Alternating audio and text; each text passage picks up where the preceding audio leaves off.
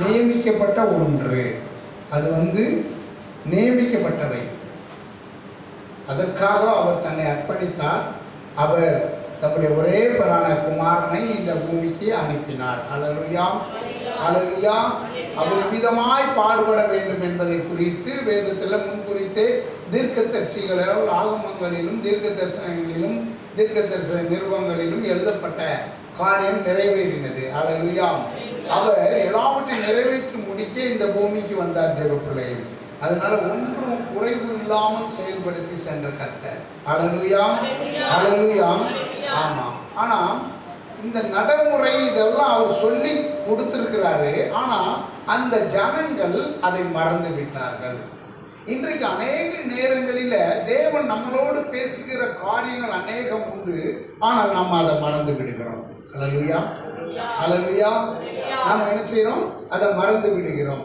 இந்த நாளிலும் கூட இங்கே என்ன நடந்தது என்று பார்க்கலாம், வாசிக்கலாம். மத்தேயு எழுதின சுவிசேஷம் 28ஆம் அதிகாரம் 6வது வசனத்தில் என்ன சொல்லப்பட்டிருக்கிறது? அவர் இங்கே இல்லை,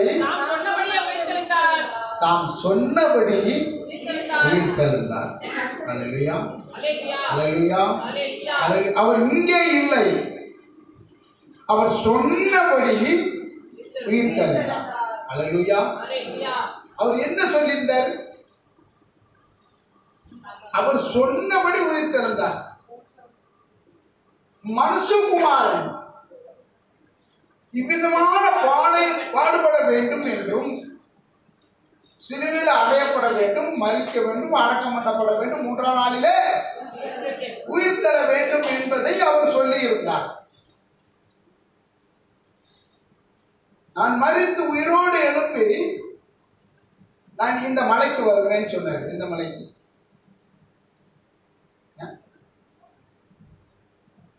உங்களுக்கு முன்பாக நான் போகிறேன், நீ போய் சொல். என்ன சொல்லு? நீ போய் சீசர்களுக்கு சொல் என்று அறிவித்தார். ஏன் அறிவித்தார்? இதையெல்லாம் முன்னக்கிட்டு சொல்லி இருந்தார். நான் உயிரோடு எழுந்து இந்த இடத்துக்கு வருவேன் என்று. அப்போ இவர்கள் ஆயத்தமாக இல்லை. அவர் சொன்ன வார்த்தையை நினைவு கூறவில்லை. அதை தன் இருதயத்தில் பதித்து வைக்கவில்லை. அதனாலதான் எங்க போனாங்க? கல்லறைக்கு போய் தேடினாங்க. இன்றைக்கு அநேக நேரங்களில் நாம தேட வேண்டிய இடத்துல தேடாதபடி, கூட வேண்டிய இடத்துல கூடாதபடிக்கு இன்றைக்கு சத்துரு நம்மளை சிதறடித்துக் கொண்டிருக்கிறான். நீ தேட வேண்டிய இடத்துல போய் தேட வேண்டும். உயிரோடு இருக்கிறவரை எங்க போய் தேடக்கூடாது? கல்லறையில அடக்கம் பண்ணப்பட்ட இடத்துல தேட வேண்டியது இல்லை. ஏன்னா அவர் முன்குறித்தே சொல்லிவிட்டார். சொல்லலைன்னா போகலாம், வச்சதை போய் பார்த்துட்டு வருவோம். ஆனா அவர் சொல்லிவிட்டார், மனுஷகுமாரன் இவ்விதமான பாடுபட வேண்டும் என்று. அல்லேலூயா, அல்லேலூயா. ஆம் தேவ பிள்ளைகளே, அப்போ மனுஷகுமாரன் இவ்விதமான பாடுபட வேண்டும் என்று அவர் சொல்லியிருக்காரா இல்லையா? மத்தேயு எழுதின சுவிசேஷம் 16ஆம் அதிகாரத்தை எடுத்து 16வது வசனத்துல இருந்து வாசிங்க. மத்தேயு 16:16 இருந்து வாசிக்கலாம். சீமோன் பேதுரு பிரதியுத்தரமாக நீர் ஜீவனுள்ள தேவனுடைய குமாரனாகிய கிறிஸ்து என்றார். நீர் ஜீவனுள்ள தேவனுடைய குமாரனாகிய கிறிஸ்து என்றார். இயேசு அவனை நோக்கி யோனாவின் குமாரனாகிய சீமோனே, நீ பாக்கியவான். அவனுக்கு வெளிப்படுத்தப்பட்டிருந்தது. இவர் யார் என்பதை, இவர் எங்கே இருந்து வந்தார் என்பது அவனுக்கு வெளிப்படுத்தப்பட்டிருந்தது. இந்த வெளிப்பாடு உள்ளவர்களாய் காணப்பட வேண்டும். இந்த வெளிப்பாடு நமக்குள்ள வர வேண்டும். இந்த வெளிப்பாடு நமக்குள் வருமானால் அவரை தேடுகிற இடத்துல நம்ம தேடிக்கிட்டே இருப்போம். தேடுகிற நேரத்துல தேடிக்கொண்டே இருப்போம். அல்லேலூயா, அல்லேலூயா. இந்த சீமோன் பேதுருக்கு இப்படிப்பட்ட ஒரு வெளிப்பாடு இருந்தது. சீமோன் இருக்கிறாய், நீ பாக்கியவான். மாம்சமும் ரத்தமும்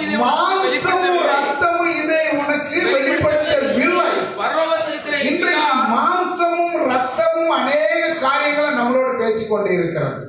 இந்த பூமியில் இந்த சபையிலும் சரி, இந்த நமக்கு கிறிஸ்துவ ஐக்கியத்திலும் சரி, இந்த கூடுகையிலும் சரி, மாம்சமும் ரத்தமும் தான் பேசிக்கொண்டே இருக்குது ஒழிய வெளிப்பாடு இல்லை.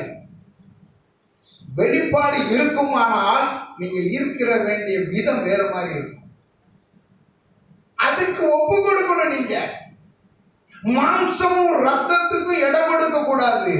இன்றைக்கு அநேக நேரங்களில் மாம்சத்துக்கும் ரத்தத்துக்கும் தான் நம்ம இடம் கொடுக்கிறோமே ஒழிய வெளிப்பாடுக்கு, ரகசியங்களை அறிந்து கொள்வதற்கு, ரகசியங்களை பெற்று அறிந்து கொண்டு அதை அறிவிக்கிறதுக்கு நம் மனம் இல்லை. மனம் இல்லை. தேடுகிறதுக்கு மனம் இல்லை, கூடுகிறதுக்கு மனம் இல்லை, அறிவிக்கிறதுக்கு மனம் இல்லை. ஆனா இங்கே கான்செப்ட் என்ன? இந்த உயிர் தெழுந்த திருநாளில் நினைவு கூற வந்திருக்கிற, ஆசரிக்க வந்திருக்கிற தேவ பிள்ளைகள், நீங்க என்ன செய்யணும்? தேடணும், தேடணும், கூடணும், அறிவிக்கணும்.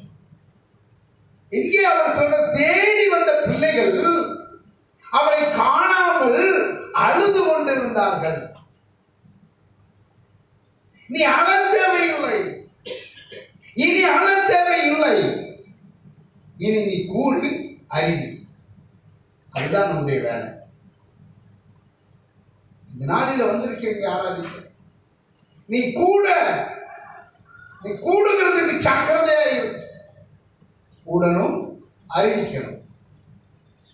அவர் சொல்ற, நீ போ, அவர்களோடு போ, அங்க போயிரு, கூடணும், அப்புறம் அறிவிக்கணும். அவர் எழுந்திருக்கார். அவர் உங்களுக்கு முன்பாக கலிலேயாவுக்கு போயிடுவார். அல்லேலூயா, அல்லேலூயா, அல்லேலூயா. முன்னக்கிட்டே இதை சொல்லி இருக்கிறாருங்க. இந்த ரகசியம் இவனுக்கு தெரியுது. இவர் ஜீவனுள்ள தேவனுடைய குமாரனாகிய கிறிஸ்து, அபிஷேகம் பண்ணப்பட்டவர். கிறிஸ்து மேசியா என்றால், கிறிஸ்து என்றால் அபிஷேகம் பண்ணப்பட்டவர். இவருக்கு மேசியா என்று பெயர். இந்த கிறிஸ்து மேசியா என்றால் இந்த வார்த்தை அபிஷேகம் பண்ணப்பட்ட வார்த்தை. அபிஷேகம் என்ற அர்த்தம். இந்த அபிஷேகம் பண்ணப்பட்டவர் என்று இவன் அறிந்திருந்தான். நீர் கிறிஸ்து, எப்படி? நீர் தேவனிடத்திலிருந்து வந்த கிறிஸ்து, நீர் தேவனிடத்திலிருந்து அபிஷேகம் பெற்று வந்தவர். நீ பாக்கியவான், நீ பாக்கியவான், மாம்சமும் ரத்தமும் இதை உனக்கு வெளிப்படுத்தவில்லை. அந்த இடத்துல மாம்சமும் ரத்தமும் அதை வெளிப்படுத்தல. நல்லா தெரிஞ்சுக்கோங்க, ரகசியம் உங்களுக்கு வரையில மாம்சமும் ரத்தமும் வெளிப்படக்கூடாது. வெளிப்படுத்தினா அவங்க ரகசியத்தை நீங்க அறிவிக்க முடியாது. இவனுக்கு இந்த இடத்துல ரகசியம் கிடைச்சது, வெளிப்படுத்தினான். பின்னால் அவன் பாருங்க, பரலோகத்தில் இருக்கிற என் பிதா, பரலோகத்தில் இருக்கிற என் பிதா இதை உனக்கு வெளிப்படுத்தினார். யார் வெளிப்படுத்தினாரா? பரலோகத்தில் இருக்கிற தேவன், பரலோகத்தில் இருக்கிற பிதா அவனுக்கு வெளிப்படுத்தினார் என்று அங்க தேவகுமாரன் சொல்லுகிறார். இத பரலோகத்தில் உள்ள என் பிதாவை தவிர யாருக்கும் தெரியாதியா இந்த ரகசியம். நான் வந்தது யாருக்குமே தெரியாது. ஏன்னா அவங்க கண்டுக்கிட முடியாது. அவங்க கண்கள் மறைக்கப்பட்டிருந்தது, அவர்கள் கண்கள் கூடாக்கப்பட்டிருந்தது. அதனாலதான் ஏசாயா தீர்க்கதரிசியின் புத்தகத்துல சொல்லப்பட்டிருந்தது, நீங்கள் கண்டும் காணாதவர்கள் போல. உங்கள் கண்கள் குருடாக்கப்பட்டிருக்கு,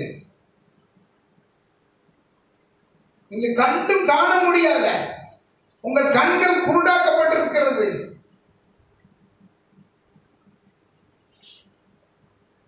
அப்படி இந்த ஜனங்கள் எல்லாரும் அப்படிதான் இருப்பாங்க. ஆனா உனக்கு வெளிப்படுத்தப்பட்டிருக்குது. உனக்கு வெளிப்படுத்தினார், மேலும் நான் உனக்கு சொல்லுகிறேன், பேதுருவாய் இருக்கிறாய். இந்த கல்லின் மேல் என் சபையை கட்டுவேன், இந்த கல்லின் மேல் என் சபையை கட்டுவேன். பாதாளத்தின் வாசல்கள் இதை மேற்கொள்வது இல்லை. கரங்களை தட்டி ரகசியம் நமக்குள் வெளிப்படுத்தப்பட்டாச்சுன்னா பாதாளத்தின் வாசல் நம்மளை மேற்கொள்ள முடியாது.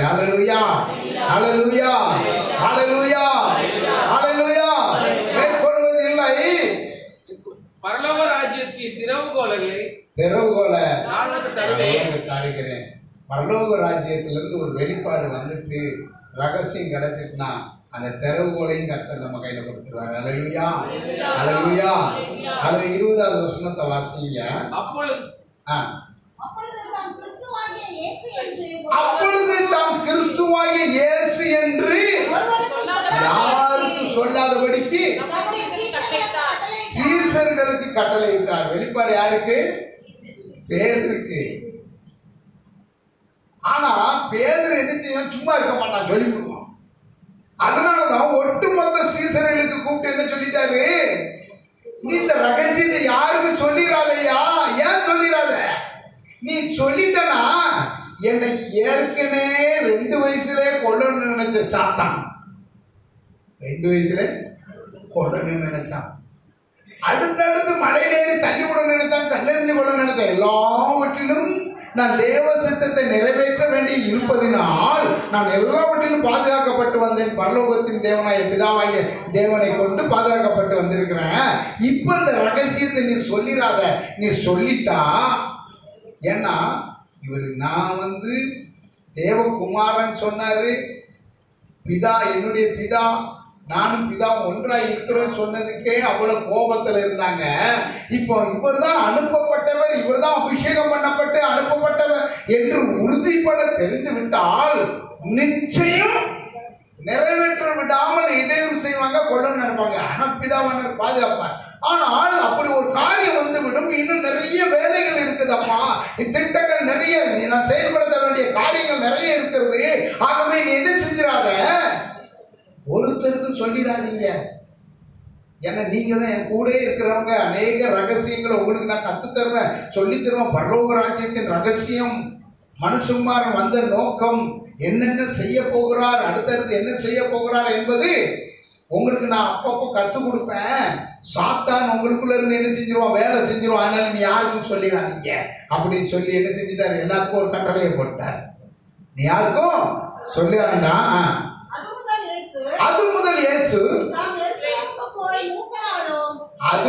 இயேசு தாம் எருசலேமுக்கு போய் மூப்பராலும் பிரதான ஆசாரியராலும் வேதபாரகராலும் பல பாடுகள் பட்டு கொலையுண்டு 3ஆம் நாளிலே எழுந்திருக்க வேண்டும் என்று தம்முடைய சீசர்களுக்கு சொல்லத் தொடங்கினார். அல்லேலூயா, அல்லேலூயா.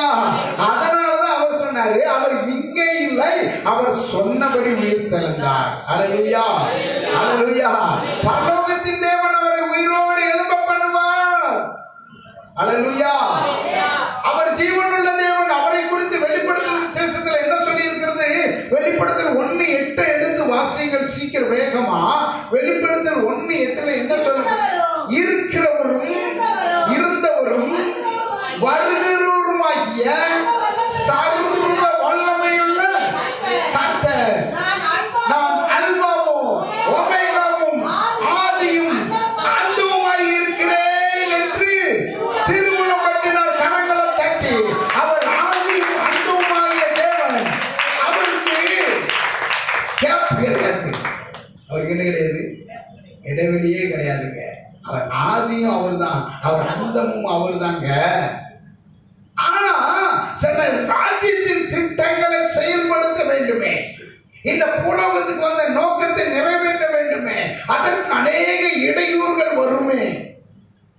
சாத்தானவன் அவனுடைய ராஜ்யத்தை இந்த பூமியிலே நிலைநாட்ட வேண்டும் என்று அவன் அவளோடு எதிர்பார்த்து கொண்டிருக்கிறான், அவளோடு எதிர்பார்த்து கொண்டிருக்கிறான்.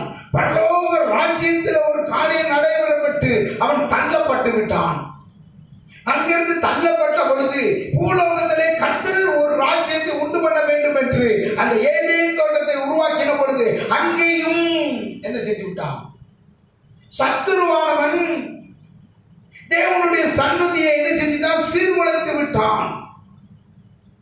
அங்கே சீர்குலைத்து அங்கே ராஜ்யத்தை நிறைவேற்ற விடாமல் அங்கே ஒரு பிரேக் பண்ணிட்டான். இப்ப வெளியில வந்தாச்சு. இப்போ இங்க ஒரு ராஜ்யத்தை தன்னுடைய ஜனத்தை கொண்டு இங்க செயல்படுத்த வேண்டும்.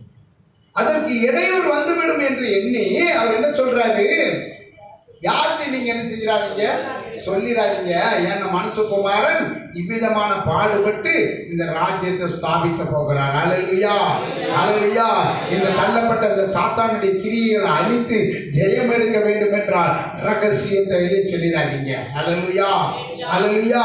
வேதம் நீதிமொழியில் சொல்லி இருக்கிறது, காரியத்தை மறைப்பது தேவனுக்கு மேன்மை, காரியத்தை ஆராய்வதோ ராஜாக்களுக்கு மேன்மை என்று சொல்லி இருக்கிறது. அப்ப சில காரியங்களை மறைக்க வேண்டிய காரியங்களை மறைத்தே வைக்க வேண்டும். தேவனுடைய ராஜ்யத்தின் திட்டங்கள் நிறைவேற வேண்டும் என்றால், ரகசியம் நிறைவேற வேண்டும் என்றால் சில ரகசியத்தை மறைத்து வைக்க வேண்டும். அதனாலதான் அங்க சொன்னார், என்னங்க யார்ட்டையும் சொல்லிடாதீங்க, மனுஷகுமாரன் இவ்விதமான பாடுபடுவார் என்று தம்முடைய சீசர்களுக்கு முன்னக்கூட்டியே சொல்லிட்டாரு.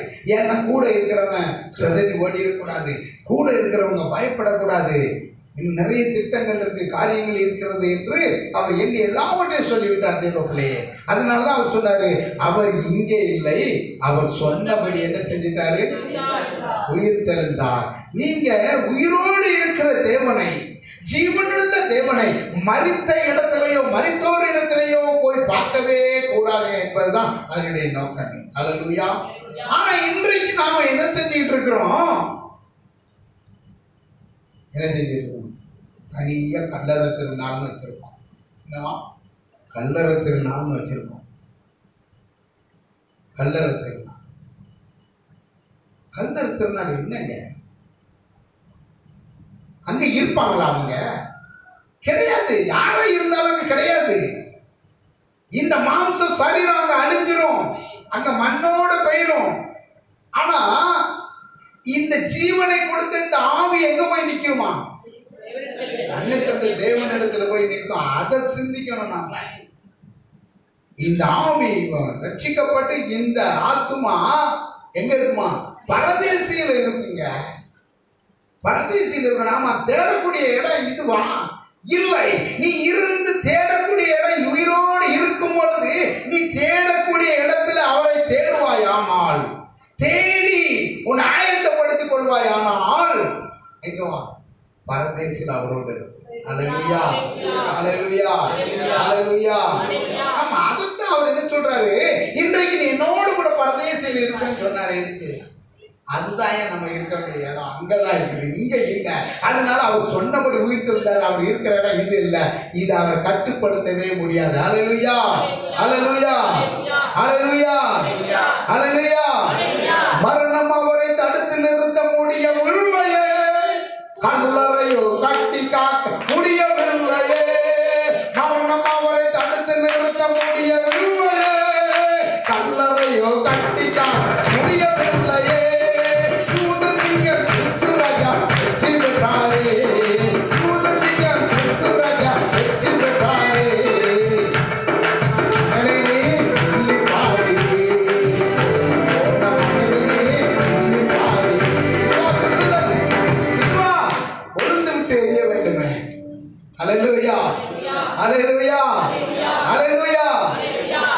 சோர்ந்து போயிருக்கிறீங்களா?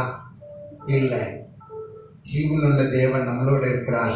அதனால நீங்க துள்ளி பாட வேண்டும், கம்பீர சத்தத்தோடு பாட வேண்டும், அவர் ஆர்ப்பரித்து பாட வேண்டும். சோர்ந்து போய் இருக்கக்கூடாது, சோர்ந்து போய் இருக்கக்கூடாது. கர்த்தருடைய சமூகத்தில் வந்து சோர்ந்து துக்கமாகவே இருக்கக்கூடாது. நீ நிறைய பேர் துக்கமுகமா இருப்பாங்க, இன்னைக்கு என்ன செய்வாங்க தெரியுமா, சந்தோஷமா இருப்பாங்க. சந்தோஷமா இருப்பாங்களாம். 40 நாள் தண்ணி அடிக்க மாட்டான். ஏசு சிலுவையில் அடிச்சு விட்டாங்க, அதனால நான் தண்ணி அடிக்க மாட்டேன், தாடியை வளர்த்துருவேன். தாடியை எடுக்கிறதுக்கு தானே அவரு வந்தாரு. தாடியை நசரேய விரதத்தை முடிச்சாரு. அல்லேலூயா. ஆமா, தேவ பிள்ளையே, ஆமா அடிக்க மாட்டேன். அப்புறம் பார்த்தா அன்னைக்கு சிலுவையில் அடிச்சாச்சு. இன்னைக்கு ஏசு சிலுவையில் அடிச்சுட்டாங்க, நான் தண்ணி அடிப்பேன். இன்னைக்கு எதுக்கு? துக்கம். ஆமா, இயேசு சிலுவையில் அடிச்ச துக்கம், தண்ணி அடிப்பாங்களாம். ஆமா. அடுத்து இன்னைக்கு ஏன் தண்ணி அடிக்க சரி துக்கம், இன்னைக்கு ஏன் தண்ணி, இன்னைக்கு சந்த உயிர் தெழுந்து விட்டார், இயேசு உயிர் தெழுந்து விட்டார், அதுக்காக என்ன சந்தோஷமா அடிக்கணும்? இன்னைக்கு கிறிஸ்தவ வாழ்க்கை அப்படி இருக்குது. இன்றைக்கு கிறிஸ்தவ வாழ்க்கை அப்படி இருக்கு. நீங்க வேணா போய் பாருங்க கொஞ்சம் பொறுத்து எப்படி இருக்குது. நீ தேட வேண்டிய இடத்துல தேடு, நிக்க வேண்டிய இடத்துல நில், அறிவிக்க வேண்டிய இடத்துல போய் அறிவி. அல்லேலூயா, அல்லேலூயா. நம்ம தேடுறதும் கிடையாது, போய் கூடி நிற்கிறதும் கிடையாது, அறிவிக்கிறதும் கிடையாது. இன்றைக்கு கிறிஸ்தவ வாழ்க்கை அப்படிதான் இருக்கிறது. ஆனால் தெரிந்து கொள்ளப்பட்ட அழைக்கப்பட்ட தேவ ஜனங்கள் என்ன செய்யணுமா? தேடணும், ஓடணும், அறிவிக்க வேண்டும். இந்த பண்டிகை நாளில் வந்திருக்கிற தேவ பிள்ளைகள் அதிகாலையில் தேட நீங்க ஆயத்தமாகுங்கள், கூட ஆயத்தமாகுங்கள், அறிவிக்க ஆயத்தமாகுங்கள். அவர் சொன்னார், மத்திய சுவிசேஷத்தில் அறிவிக்கை பற்றி சொன்னார். அறிவிக்கிறதுக்கு அவர் சொன்னார்.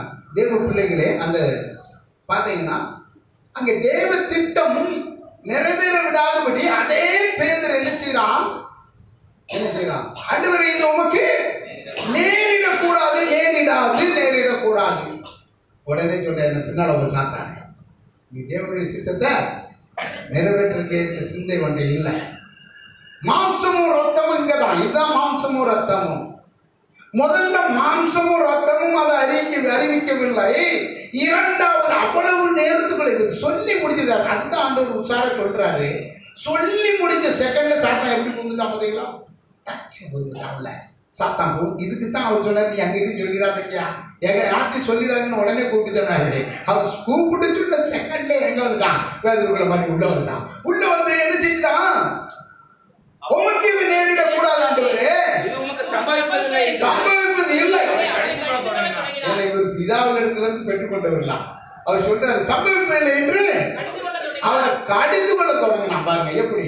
முதல்ல நீ ஜீவனுள்ள தேவனுடைய குமாரனை கிறிஸ்துன்னு சொன்னவன், பவ்யமா சொன்னவன், இப்ப கடிந்து கொள்ள தொடங்கினான். இதுதான் சாத்தான். இதான் மாம்சமும் ரத்தமும்.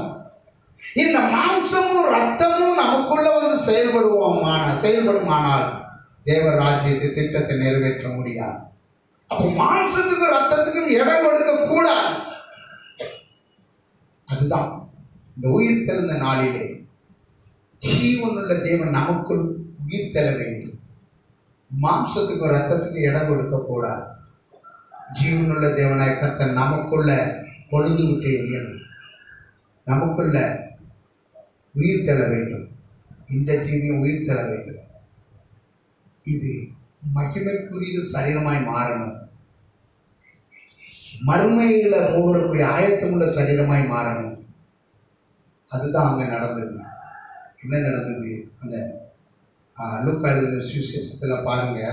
லூக்கா எழுதின அவரோ திரும்பி பேதுருவை பார்த்து எனக்கு பின்னாக போ சாத்தானே, அது இங்கே இவனை கடிந்து கொண்டார். எனக்கு பின்னாக போ சாத்தானே, நீ எனக்கு இடரலாய் இருக்கிறாய். தேவனுக்கு ஏற்றதை சிந்தியாமல் மனுஷருக்கு ஏற்றதை சிந்திக்கிறாய். இன்றைக்கு மனுஷருக்கு ஏற்றதை தான் நம்ம சிந்திக்கிட்டு இருக்கோம், தேவனுக்கு ஏற்றதை சிந்திக்கவில்லை. அநேக நேரம் நம்ம சிந்திக்கிறதே இல்லை. தேவனுக்கு ஏற்றதை சிந்திச்சு பாருங்க, கர்த்தர் உங்களை ஆசீர்வதித்து பெருக பண்ணுவார். அல்லேலூயா, அல்லேலூயா, அல்லேலூயா. ஆம் தேவ பிள்ளைகளே, அடுத்து பார்த்தீங்கன்னா அங்க ஸ்திரியானவள் லூக்காவில் பார்த்தீங்கன்னா 24ஆம் அதிகாரத்துல யோவான்ல பார்த்தீங்கன்னா அவள் தேடுகிறாள், ஆனா அவரை காணல, ஆனா அவர் அருகிலே இருக்கிறார். இன்றைக்கு அநேக நேரம் நம்ம தேடுதோம், அறியாமல் இருக்கிறோம் தேவ பிள்ளையே. நீ தேடுகிற விதத்துல தேடு. அவள் கண் கலங்கி அழுது புலம்பி கர்த்தரை தேடினாள். கண்ணீரோடு அவள் தேடின பொழுது தேவன் அவள் கண்ணீரோடு தேடுகிறதை பார்த்து, ஸ்திரியே, அவள் அவரை தோட்டக்காரர் என்று எண்ணி, நீர் அவளை எடுத்துக்கொண்டு போனதுண்டா? வச்ச எடுத்து சொல்லும் ஐயா, நான் எடுத்துக்கொள்றேன். எப்படிங்க இது? இந்த ரகசியம் என்ன? இது ஒரு பெரிய ஆழமான ரகசியம் தான். வச்ச எடுத்த சொல்லும் ஐயா, நீ எடுத்துக்கொண்டு எங்க வச்சிருக்க? சொல்லும் ஐயா, நான் எடுத்துக்கொள்றேன். எப்படி இது? மறுத்துட்டாரு, சரீரத்தை அடக்கம் பண்ணியாச்சு. அதை எடுத்துக்கிட்டேன்னு எப்படி சொல்ல முடியும்? நாருங்களா? ஆனா அவள் அதை சிந்திக்கவில்லை. அவர் சரீரம் நாராது, அவளுக்குள்ள நிறைய ரகசியம் இருந்திருக்குது. ஆனா நான் எடுத்துக்கிடுறேன் ஐயா, அதை யாரும் நான் யாரும் களவா யாரும் கொண்டு போறதுக்கு நான் விட மாட்டேன், நான் எடுத்துக்கிடுறேன். யாராவது மறுத்து 3 நாள் கழித்து அந்த சரீரத்தை நான் எடுத்துக்கிறேன்னு சொல்லுவாங்களா? எத்தனை கெட்டு போட்டுட்டு எடுப்பாங்க பார்த்தா செக்அப் பண்றது. ஆனா நீ வச்ச எடுத்த சொல்லியா நான் எடுத்துக்கிறேன். எவ்வளவு ஒரு பெரிய ஆழமான அவளுக்குள்ள ஒரு சிந்தனை இருந்திருக்கிறது. ஒரு ஆழமான சிந்தனை அவளுக்குள்ள, பரலோகத்தின் சிந்தனை அப்படி இருந்திருக்கிறது. அந்த ஆழமான சிந்தனையில தான் சொல்றா, நான் எடுத்துக்கிறேன். அவர் என்னுடையவர், எனக்குரியவர். அவர் யாரு? எனக்குரியவர். அவர் வேற யாரையும் திருடிட்டு போக விட மாட்டேன். அவர் எனக்குரியவராய் இருக்கிறபடினால் நான் எடுத்துக்கொள்வேன். அவர் வைத்த இடத்தை சொல்லுங்க ஐயா, நான் அவரை எடுத்துக்கொள்வேன் என்று அழுது புலம்பினாள். தேவப்பிள்ளையே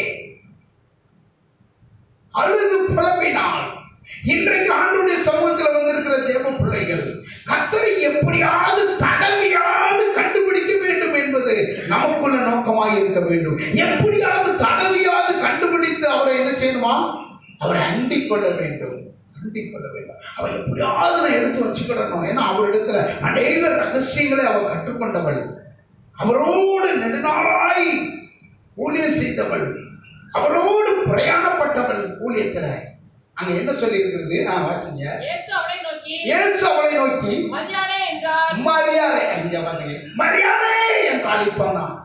இப்ப என்ன நடக்குதுன்னா, இப்போ அவர் மகிமையாய் தேவனுடைய மகிமையினால் எழுப்பப்பட்டவர். அல்லேலூயா, அல்லேலூயா. நீங்க ரோமர் புத்தகத்துல பாத்தீங்கன்னா அவர் மகிமையினால் எழுப்பப்பட்டவர். அல்லேலூயா, அல்லேலூயா. ரோமர்ல பாத்தீங்கன்னா, ரோமரின் புத்தகத்துல சொல்லப்பட்டிருக்கு, ரோமர் அவர் மகிமையினால். ரோமர் 6:4 வாசிங்க. ரோமர் 6:4 வாசிங்க. தேவன் பிதாவின் மகிமையினாலே கிறிஸ்து மரித்தோரிலிருந்து எழுப்பப்பட்டது போல போதும். தேவன் பிதாவானவர் மகிமையினால் கிறிஸ்துவை எழுப்பினார். அல்லேலூயா. அந்த மகிமை மறைத்து விட்டது. அல்லேலூயா. இதுதான் அந்த மறுரூபத்தின் அனுபவம். மறைத்து விட்டது. அவரை காண முடியவில்லை. அவருக்கு தெரியாம இருக்குமா? இத்தனை வருஷம் கூட இருந்தவளுக்கு இயேசுவை தெரியுமா தெரியாதா? நன்றாவே தெரியும். அதுக்குத்தான் சொல்றேன், தாடி முடிஞ்சிட்டுங்க முன்னாடி அப்படிதான் இருந்தாருங்க கிடையாது. அப்படியெல்லாம் வரையப்பட்ட ஒன்றுதான் அது. அவரை காண முடியவில்லை. அவள் தோட்டக்காரர் என்று எண்ணினால் அவர் கிறிஸ்து என்று அங்கே அறிய முடியவில்லை. இப்படிப்பட்ட மறுமை வேண்டும். மகிமையினால் எழுப்பப்பட்டு மறுமை ஆக வேண்டும். மறுமைக்குள்ள வரணும். நீங்க எப்போ, ஏன் இது சொல்லுங்க? இந்த இடத்துல நீங்க பார்க்கும் பொழுதுதான், எப்பொழுது சிலுவையில ஸ்திரீயே அதோ உன் மகன், தனக்கு அன்பான சீசனை பார்த்து அதோ உன் மகள் சொன்னாரோ, தாய் என்று சொன்னாரோ, அப்பொழுதே இந்த பூமியில பரிசுத்த ஆவியினால் தெளிப்பிக்கப்படுவதற்கு ஒரு சரீரம் வேணுமே. அந்த இடம் முறிக்கப்படுகிறது. அல்லேலூயா, அல்லேலூயா. அந்த மாம்சத்தின் உறவு முறிக்கப்படுகிறது. அப்போ மகிமையில நீங்க எழுப்பப்பட்டு விட்டால் மாம்சத்தின் உறவு முறிந்து விடும். நீங்க அங்க போய் உறவு கொள்ளவே முடியாது. இதான் அதனுடைய ரகசியம். நீங்க உறவு கொள்ள முடியாது. தேவ பிள்ளைகளே, அங்க போய் எங்க மாமா மச்சன் நீங்க ஏகப்பட்டது இங்க சொல்லுவோம்ல, வரலாறு பக்கமா சொல்லுவோம். நிறைய பேர் சொல்லுவோம், அது என் மாமன்லாம், என் மச்சான்லாம், என் அண்ணன்லாம், தம்பிலாம், எனக்கு அப்படி சித்தப்பன்லாம், இப்படி மாமன்லாம் அப்படிம்போம். இந்த உறவு அங்க கிடையாது. நீ கிறிஸ்துவின் சாயலில் உயிர் தெழுந்தால் இந்த உறவு அங்கு கிடையாது. கிறிஸ்துவின் மரணத்தில் இணைக்கப்படுகிற நாம் கிறிஸ்துவின் சாயலில் உயிர் தர வேண்டும். அல்லேலூயா. ரோமரின் புஸ்தகம் சொல்லப்பட்டிருக்கிறோம். ரோமரின் புஸ்தகத்தை எடுங்க. ரோமர் 6:5 வசீங்க. ஆதலால் அவருடைய மரணத்தின் சாயலில் நாம் இணைக்கப்பட்டவர்கள், ஆனால் அவர் உயிர்த்தலின் சாயலிலும் இணைக்கப்பட்டிருக்கும். அல்லேலூயா, அல்லேலூயா. நீ உயிர்த்தலின் சாயலில் இணைக்கப்பட்டாச்சு நாங்க உறவை பார்க்க முடியாது. அதனாலதான் மரியாதை நாங்க பார்க்க முடியவில்லை. மதுரை மரியாதை அவரை உறவுல பார்க்க முடியவில்லை. அல்லேலூயா, அல்லேலூயா. அப்ப உறவுல நம்ம பார்க்க முடியாது. மாம்சமும் ரத்தமும் அங்க செயல்பட முடியாது. இந்த மகிமையில உயிர்த்தெழ வேண்டும். அப்போ இந்த உயிர்த்தெழுதலின் நாளிலே தேவ பிள்ளைகள் நீங்களும் நானும் கிறிஸ்துவின் சாயலில் இணைக்கப்பட்டு கிறிஸ்துவின் சாயலில் மகிமையில் என்ன செய்யணுமா? உயிர் வர வேண்டும், உயிரடைய வேண்டும், உயிர் தர வேண்டும். அல்லேலூயா, அல்லேலூயா. அப்போ கிறிஸ்துவின் சாயலில் உயிர் தரும் பொழுது மற்ற உறவுகள் துண்டிக்கப்படும். அல்லேலூயா, அல்லேலூயா. அப்போ கிறிஸ்துவின் உறவு மட்டும் நம்மளோடு இடைபெற்று அதுதான் இணைக்கப்பட வேண்டும். ஆனா இன்றைக்கு நாம் அப்படி கிடையாது. அதுதான் அவர் இங்க இந்த பூலோகத்துல எல்லாம் முடிஞ்சதுயா, எல்லாம் முடிஞ்சது. உயிர் தெழுதல்ல அவள் யாருக்கு மனைவியாக இருப்பாள்? 5 பேர் அல்லவா? இது ஜீவிய காலத்துல இந்த உலகத்துல வாழும் பொழுது அவளுக்கு இருந்தது 5 புருஷர்கள் அல்லவா? ஒன்றாய் மரித்தார்கள், மரித்தவொன்று இன்னொரு சொல்லி. ஆனா 5 புருஷர்கள். அவன் உயிர் தெழுந்த பொழுது உயிர் தெழுதலில் அவள் யாருக்கு மனைவியாக இருப்பாள்? அங்கதான் அது இல்லை, அது இல்லை. அப்படி அல்ல. உயிர் தெழுதலில் கொள்வனையும் கொடுப்பனையும் இல்லை. அங்க உறவே பார்க்க முடியாது. அதனால்தான் இவள் அவரை தோட்டக்காரர் என்று எண்ணினார். அதே சாயல்ல பார்த்திருந்தா அந்த உறவு அந்த மரியாதை வந்து நிப்பாட்ட மாட்டாங்க. என் மகனே, அதோ உன் மகன், அதோ உன் தாய் சொல்லிட்டு போனையாப்பா, இப்ப நீ வந்திருக்கிற ஐயா ராசா வந்துட்டேய, உயிரோடு எடுத்து வந்துட்டியா சொல்லுவாங்களா? சொல்ல மாட்டாங்களா? மாம்சம் ரத்தம் அப்படி செயல்பட்டுரும். அதற்கு அவர் இங்க வரவில்லை. பரலோக ராஜ்யத்தில் உங்களையும் என்னையும் இணைத்து செல்வதற்காக அந்த உயிர் தெழுதலை அவர் நம்மளை இணைக்கும்படியாக இந்த பூலோகத்தில் வந்து உயிரோடு எழுந்ததை நாம் பார்க்கிறோம் தேவ பிள்ளையே. அப்போ உயிர் தெழுதலின் ரகசியம் என்ன? அப்போ இம்மையில வாழ்ந்ததுதான் வாழ்க்கை, மறுபடி மறுமை இல்லை என்பது அல்ல. ஒரு மறுமை ஜீவியம் இருக்கிறது. அந்த புதிய ஜீவியத்துக்கு உங்களையும் என்னையும் ஆயத்தப்படுத்த வேண்டும் என்பது அந்த நோக்கம். அல்லேலூயா, அல்லேலூயா. அந்த உயிர் தெழுதல் என்று ஒரு கான்செப்ட் இல்லைன்னா இந்த ராஜ்யத்தை குறித்து நம்ம யாரும் சிந்திக்க போறது கிடையாது. அப்ப பரலோக ராஜ்யம் ஒன்று இருக்கிறது. அந்த ராஜ்யத்துக்கு நாம உயிரோடு எழுந்து அவரோடு ஆளுகை செய்வோங்கிற ஆளுகைக்கு உங்களை ஒப்பு கொடுக்க வேண்டும். அல்லேலூயா, அல்லேலூயா, அல்லேலூயா, அல்லேலூயா. தேவசாயல் ஆக மாறி தேவனோடு இருப்பேன், நானும் தேவனோடு இருப்பேன். தேவசாயல் ஆக மாறி தேவனோடு இருப்பேன், நானும் தேவனோடு இருப்பேன்.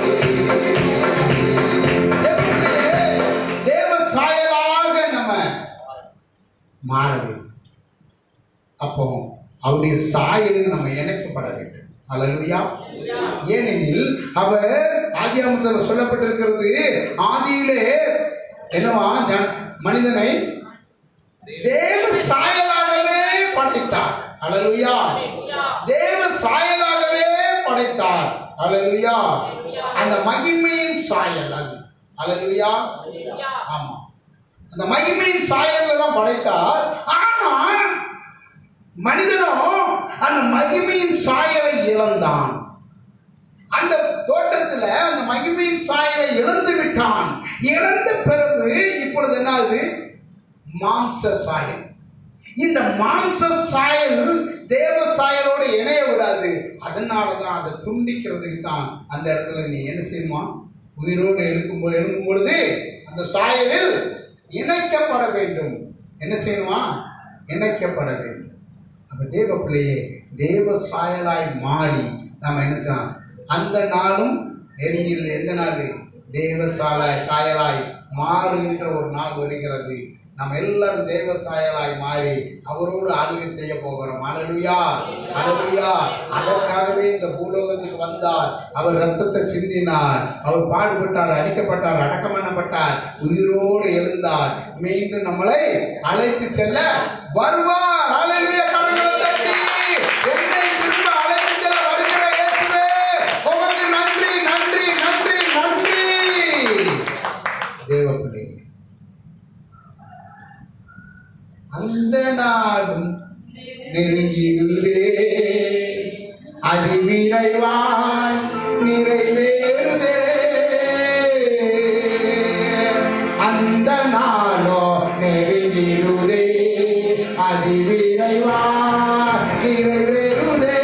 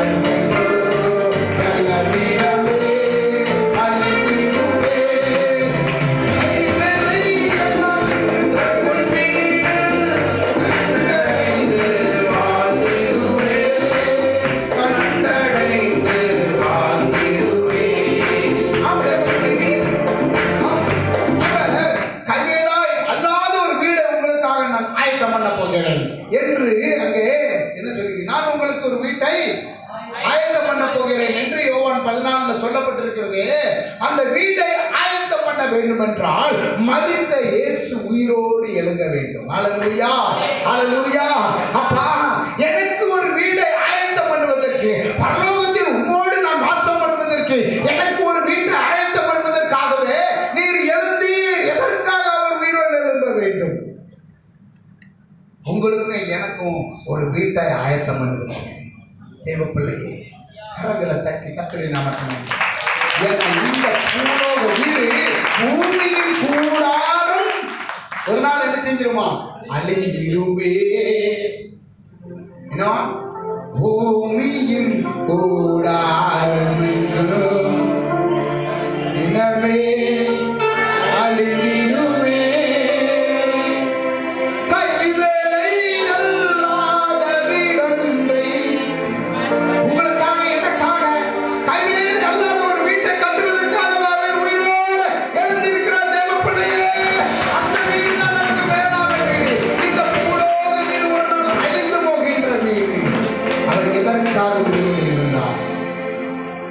முதல்ல அவர் சொன்னபடி உயிர் தெழுந்தார். அவர் ஒரு வார்த்தை சொல்லி இருக்கிறாரு, அவர் நிறைவேற்றாம விடவே மாட்டார். அதனால அவர் சொன்னார், உயிரோடு எழுந்துட்டாரு.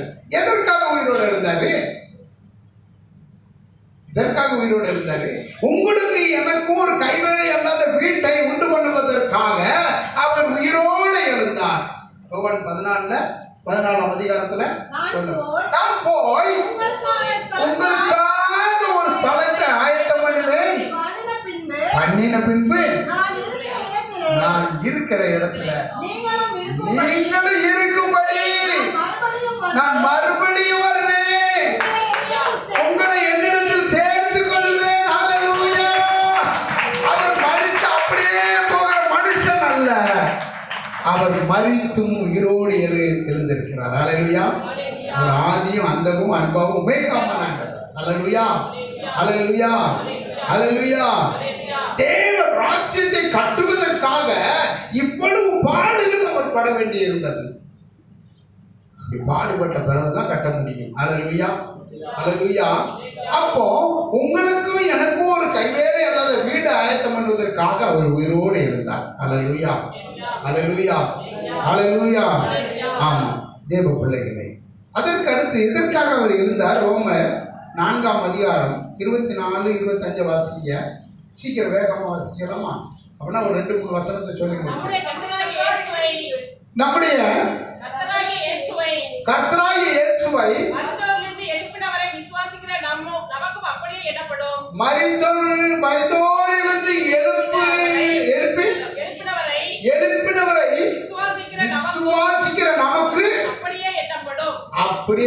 எப்படி எண்ணப்படும்? வாசிங்க.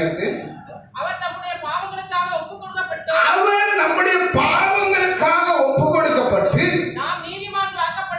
நாம் நீதிமான்கள் ஆக்கப்படுவதற்கு என்னவா? எழுப்பப்பட்டும் இருக்கிறார். அல்லேலூயா. எதற்காக?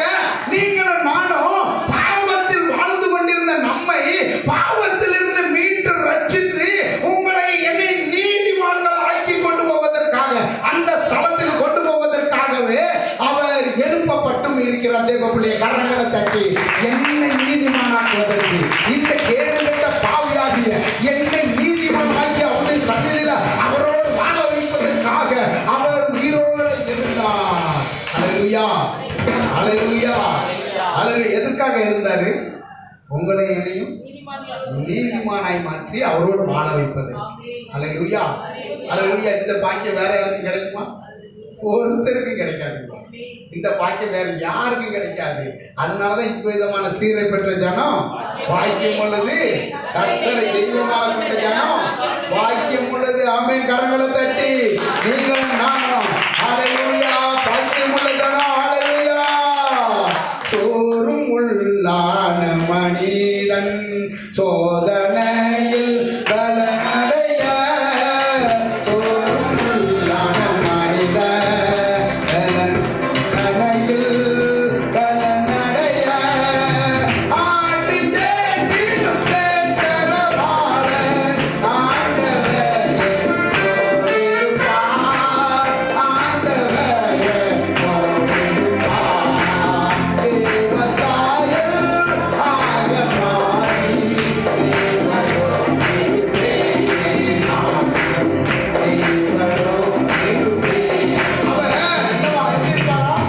என்னோடு இருப்பார். அல்லேலூயா. நான் சோர்ந்து போகிறேன் சில நேரத்துல, நான் பலவீனம் அடைஞ்சிடுறேன் சில நேரத்துல. ஆனா அவர் என்னவா? எப்படியா? அந்த சோதனையில் பலனடைய செய்கிற கர்த்தர். உயிரோடு நான் எழுந்து உயிரோடு இருக்கிறப்பா, நான் ஜீவனுள்ள தேவனப்பா, நான் ஜீவனுள்ள தேவன், நான் இன்னைக்கு உயிரோடு உங்க பக்கத்துல தான் இருக்கிறேன். நீ சோர்ந்து போகாதீங்க. நீங்க சோர்ந்து போக வேண்டிய அவசியம் இல்லை. அதை சோர்ந்து போய் இருந்த அந்த ஸ்திரீயானவள் சோர்ந்து போய் இருந்தார்கள். அந்த சீசர்கள் எல்லாரும் என்ன செஞ்சாங்க? சோர்ந்து போயிருக்காங்க. எப்படி சோர்ந்து போயிருந்தாங்க தெரியுமா? சோர்ந்து போயிருந்தாங்க தெரியுமா? இருந்தாங்களா இல்லையா? எங்க இருந்தாங்களா இல்லையா? இருந்தாங்க. எங்க இருக்கு? இதுக்கு தான் நாங்க இருந்தேன்னு சொல்றதே கிடையாதுன்னு நினைக்கலாம். லூக்கா 24 தான் எடுங்க. லூக்கா 24 அவர்கள் எம்மாவூருக்கு 2 சீசர்கள் நடந்து போகும் பொழுது என்ன சொல்லிட்டு போறாங்க? அவர் இஸ்ரவேலை மீட்டு ரட்சிக்கிறவர் என்று நாங்கள் எண்ணி இருந்தோம், ஆனால் அவரோ இன்று என்னமா?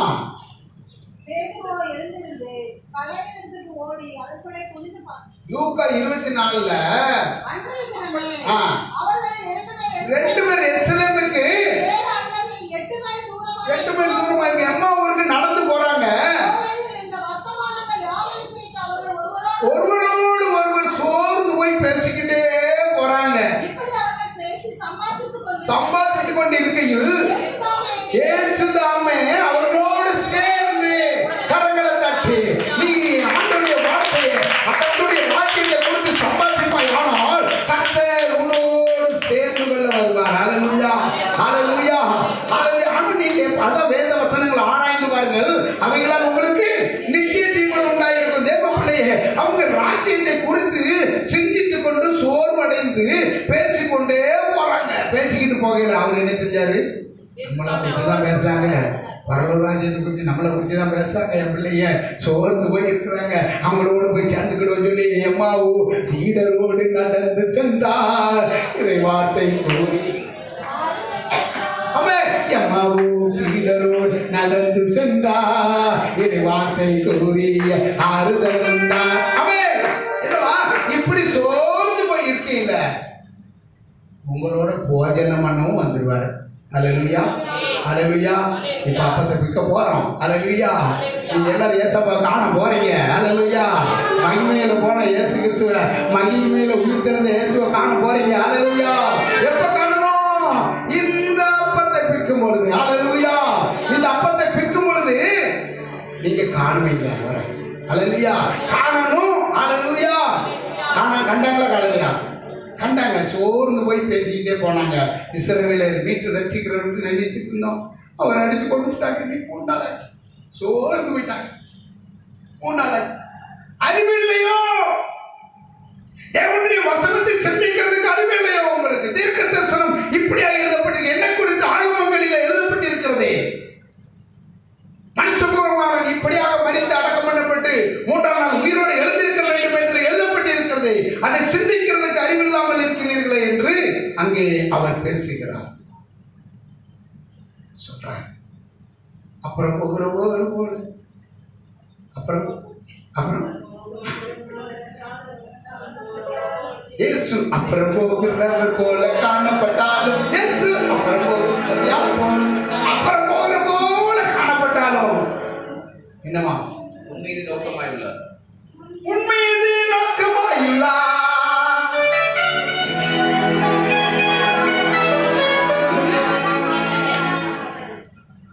அல்லேலூயா. உன்மீது நோக்கமாயுள்ளார். உன்னினைவெல்லாம் அவர் அறிவார். காக்கின்றவர், காண்கின்றவர், அவர் தோள் மீது சுமக்கின்றவர், காண்கின்றவர், உருவாக்கின்றவர், தோளிலே சுமக்கின்றவர். அப்புறம் போகிறவர் போல காணப்பட்டாலும் இயேசு, அப்புறம் போகிறவர் போல காணப்பட்டாலும் இயேசு, அப்புறம் போகிறவர் போல காணப்பட்டாலும் இயேசு, அப்புறம் போகிறவர் போல காணப்பட்டாலும் மீது நோக்கமாயுள்ளார்.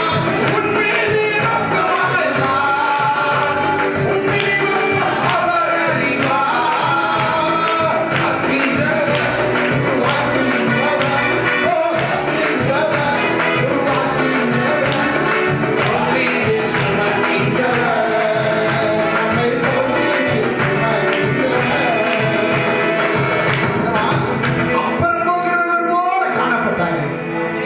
அவங்க பொழுது ஆயிட்டையா நடந்தது காலையில், அதிகாலையில். அகதலைன மாதிரியா அதிகாலையில் தான் போய் பார்த்தா இவ்வளவு உள்ள இவர் எல்லாம் பிதாவை போய் சந்திச்சுட்டு வந்துட்டாங்க. அல்லேலூயா. நாங்க சொல்லுதாங்க, இடி தொட்டாங்க, நான் இன்னும் பிதாவின் இடத்துல போகல, மகிமை அடையவில்லை. அல்லேலூயா. அதுக்குள்ள போயிட்டு வந்துட்டாரு. இங்க இருக்க பொழுது அடைஞ்சிட்டு, இங்க அடுத்து என்ன செஞ்சுட்டு பொழுது இப்ப பொழுது விடிஞ்சிட்டு. சீக்கிரம் விடுங்கிறீங்களா? அங்க பொழுது அடைஞ்சிட்டு, இங்க பொழுது விடிஞ்சிட்டு. இப்பதான் நம்ம தேடவே போறோம். அல்லேலூயா அல்லேலூயா. அது பொழுது அடைகிற வரைக்கும் இருக்கணும். அல்லேலூயா. இன்னைக்கு சம்பளம்னாலும் உங்களுக்கு தந்துடுற வேலை இருந்தா அல்லேலூயா. இருந்தலாமா அகத்தில் சோத்திரம் பண்ணாவதாக.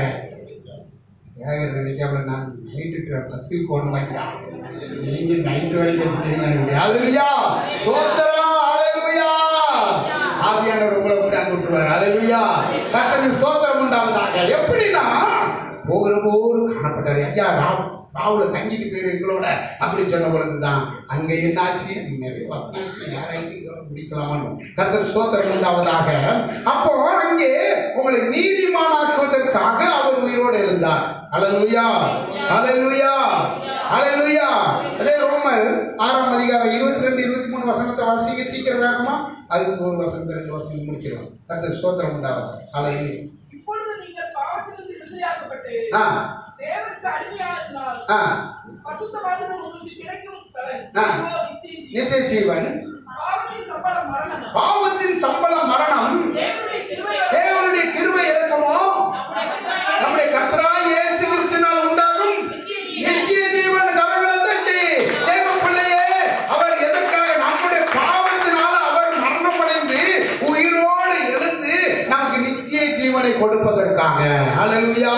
அவர் உயிரோடு எழுந்த நோக்கம் உங்களை என்னை நித்திய ஜீவன் கொண்டு சேர்ப்பதற்காக, நித்திய ஜீவனை கொடுப்பதற்காகவே. கரங்களை தட்டி நித்திய ஜீவன் கிடைக்கும்னா எவ்வளவு பெரிய பாக்கியம். ஒருத்தர் எவ்வளவோ சொத்து சொகத்தை வச்சிருந்தான். ஆண்டவரே, நல்ல போதகரே, நான் நித்திய ஜீவனை பெற்றுக்கொள்வதற்கு என்ன செய்ய வேண்டும் என்று கேட்ட பொழுது, உன்னிடத்தில் இருக்கிறதை விட்டு என்னது தரித்திரருக்கு கொடுத்துட்டு வந்துடு அப்படின்னாரு.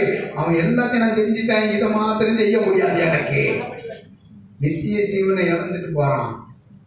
எல்லாம் ஓகே தான் அவனுக்கு, நித்திய ஜீவனுக்கு அவனுக்கு ஓகே தான் நித்திய ஜீவன் கொடுக்கறதுக்கு. ஆனா என்னது இருக்கிறத பத்தி ஏழைகளுக்கு கொடுத்துரு, தரித்திரருக்கு கொடுத்துரு. இங்கதான் என்னாச்சு, அவன் நித்திய ஜீவனை இழந்துருக்கான். ஆனா ஆண்டவர் சொல்றாரு, நான் உங்களுக்கு நித்திய ஜீவனை தருவேன்னு சொல்றாரு. உங்களுக்கு சந்தோஷமா வேண்டாமா? அப்பா எனக்கு இலவசமா நித்திய ஜீவனை தர போகிறாரு. நான் எல்லாவற்றையும் கொடுத்து விட்டேன், எங்களுக்கு ஒன்றுமே கிடையாது. நான் எல்லாவற்றையும் கர்த்தருக்கு என்று அர்ப்பணிக்கிறேன். அல்லேலூயா. என் ஆவி, என் ஆத்துமா, என் சரீரத்தை கர்த்தருக்கு என்று அர்ப்பணிக்கிறேன். எனக்கு நித்திய ஜீவன் கிடைச்சா போதும். அல்லேலூயா. நித்திய ஜீவன் கிடைச்சா போதும். அவருடைய கிருபை இறக்கம். அல்லேலூயா. அல்லேலூயா. தேவனுடைய கிருபை வரமா நமக்கு கிடைக்கிற நித்திய ஜீவன். அல்லேலூயா. அல்லேலூயா. அந்த நித்திய ஜீவனை பெற்றுக்கொள்வதற்கு தான் நம்ம இவ்வளவு பிரயாசப்பட்டு ஓடிக்கிட்டு இருக்கோம். அல்லேலூயா. வேற சும்மா சடங்காச்சாரத்துக்கு இல்ல, பாரம்பரியத்துக்காக நீங்களும் நான் இங்க வரவில்லை. அல்லேலூயா. அல்லேலூயா. தேவ பிள்ளையை அடுத்து அவர் எதற்காக உயிரோடு எழுந்தார்? அல்லேலூயா. ரோமர் 8ஆம் அதிகாரத்துல வாசிங்க, 26, 34 வாசிங்க. 26, 33, 34 வாசிக்கலாம். சீக்கிரம். அந்தபடியே ஆவியானவரும் நீங்கள் நானும் பலவீனம் உள்ளவர்கள் தான். 3 வருஷம் கூடயே இருந்தவங்களே அவ்வளவு பலகீனப்பட்டு இருக்கும் பொழுது, பலகீனப்பட்டு எல்லாம் பயந்து நடுங்கிட்டு எங்க இருக்காங்க? வீட்டுக்குள்ள இருக்காங்க. யூதர்களுக்கு பயந்து வீட்டுக்குள்ள போய் இருக்காங்க. ஆமா, அங்க அதையும் தாண்டி உள்ள போயிருக்காரு. அதையும் தாண்டி உள்ள போயிருக்காரு. உங்களுக்கு சமாதானம், பயப்படாதீங்க, நான் தான். பயப்படாதீங்க, நான் தான் அப்படி சொல்றாரு. வாசிங்க. அந்தபடி ஆவியானவரும் நமது பலவீனங்களில் நமக்கு உதவி செய்கிறார். பலவீன நேரங்கள்ல உதவி செய்வதற்காகவே அவர் உயிரோடு இருந்தார். நம்ம ஏற்றபடி வேண்டிக் கொள்வது இன்னதென்று அறியாமல் ஆவியானவர் தாமே வாக்கு கடங்காத பெருமூச்சுகளோடு நமக்காக வேண்டுதல் செய்கிறவராய், நமக்காக, உங்களுக்காக, எனக்காக வேண்டுதல் செய்வதற்கு. 34 வாசிங்க. ஆக்கினைக்குள்ளாக தீர்க்கிறவன் யார்? கிறிஸ்துவே மரித்தவர், அவரே எழுந்தும் இருக்கிறவர், அவரே தேவனுடைய வலது பாசத்தில் வீற்றிருக்கிறவர். உங்களுக்காக, எனக்காக, நமக்காக வேண்டுதல் செய்கிறவருமாய் இருக்கிறார். அதற்காகவே அவர் உயிரோடு எழுந்தார். தேவ பிள்ளையே, உங்களுக்காக, எனக்காக வாக்கு கடங்காத பெருமூச்சுகளோடு வேண்டுதல் பண்ணுவதற்காக அவர் தேவனுடைய வலது பாசத்தில் வீட்டிலிருந்து உங்களுக்கு, தேவனுடைய வலது பாசத்தில் உட்கார்ந்து உங்களுக்காக, எனக்காக பரிந்து பேசுகிற ஒரு தேவனாய் இருப்பதற்காகவே உயிரோடு எழுந்தார். அல்லேலூயா. அல்லேலூயா. அல்லேலூயா. விட்டு கொடுக்காதவர். அல்லேலூயா. அல்லேலூயா. அல்லேலூயா. என்னவா? என்னை நடத்துகின்றவர், காப்பவர், என்னை விட்டு கொடுக்காதவர், என்னை நடத்துகின்றவர், என்னை பாதுகாப்பவர், என்னை நேரம் முள்ளு நிக்க மாட்டேங்குது. அல்லேலூயா. அல்லேலூயா. எப்படி நம்ம உங்களை என்னை விட்டு கொடுக்க கூடாதுங்கிறதுக்காக வாக்கு கிடக்காத பெருமூச்சுகளோடு வேண்டுதல் செய்கிற கர்த்தராய், உங்களுக்காக, எனக்காக பரிந்து பேசுகிற கர்த்தராய் இருக்கிறார். நீங்களும் நானும் இன்றைக்கு நன்றியற்றவர்களாய் இருக்கிறோம். நன்றியற்றவர்களாய் இருக்கிறோம். உங்களுக்காக எனக்காக விட்டு கொடுக்காம பரிந்து பேசுகிற ஆண்டவராக இருக்கிறார். அநேக நேரங்களில் நம்ம கர்த்தரை மறந்து நன்றி கெட்டவர்களாய் அடைகிறோம். அப்படி இருக்கக்கூடாது. அப்படி இருக்கலாகாது. தேவ பிள்ளையை பற்றி பிடித்துக் கொள்ளுங்க. அவர் உயிரோடு இருந்த நோக்கம், உயிரோடு இருந்த நோக்கம் தேவ பிள்ளையை அவர் விட்டு கொடுக்காத ஆண்டவர் உங்களுக்காக எனக்காக புதிய ஜீவனை. ரோமர் 6:4 வாசிங்களா? ரோமர் 6:4 வாசிங்களா? சீக்கிரம் வாசிங்க. இன்னொரு தடவை வாசிங்க.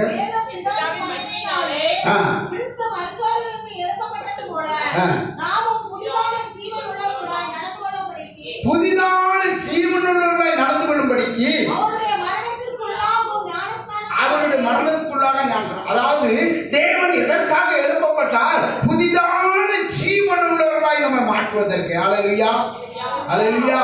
இன்றைக்கு ஆண்டவருடைய உயிர்த்தெழுதல் பண்டிகைக்கு வந்திருக்கிற தேவ பிள்ளைகள், இன்றைக்கு உங்களை அர்ப்பணிக்க வேண்டும். தேவனுடைய சமூகத்தில் புதிதான ஜீவன் உள்ளவனாய் நான் மாற வேண்டும் ஆண்டவரே. என்னுடைய பழைய ஜீவியங்கள் அழிக்கப்பட வேண்டும் ஆண்டவரே. பழைய ஜீவியத்தெல்லாம் என்னை விட்டு நீக்கி புதிய ஜீவியம், புதிதான ஒரு ஜீவியம் உள்ளவனாய் நான் மாற வேண்டும் ஆண்டவரே. அதற்காக என்னை ஒப்பு கொடுக்கிறேன்னு சொல்லி எல்லாரும் ஒப்பு கொடுக்கலாமா? முழங்கால் படிக்கிட்டு கர்த்தருடைய சமூகத்தில் எல்லாரும் ஒப்பு கொடுக்கலாமா? ஏசப்பா, அப்பா உம்முடைய சமூகத்தில் என்னை ஒப்பு கொடுக்கிறேன் ஆண்டவரே. அப்பா, இந்த உயிர் திறந்த பண்டிகையில அப்பா புதிதான ஜீவன் உள்ளவனாய் என்னை மாற்றுவீராக, என்னை மாற்றுவீராக, என்னை மாற்றுவீராக. என்னை மாற்றுங்க கர்த்தாவே, என்னை மாற்றுங்க தகப்பனே. புதிதான ஜீவன் உள்ளவனாய் என்னை மாற்றுங்கப்பா. நான் இதுவரை பழைய ஜீவியத்தில் ஜீவித்துக் கொண்டு வாழ்ந்து கொண்டு வந்தேன் அப்பா. அப்பா சோதரம் கர்த்தாவே, இன்றைக்கு நீர் உயிரோடு இருந்த நோக்கம் என்ன?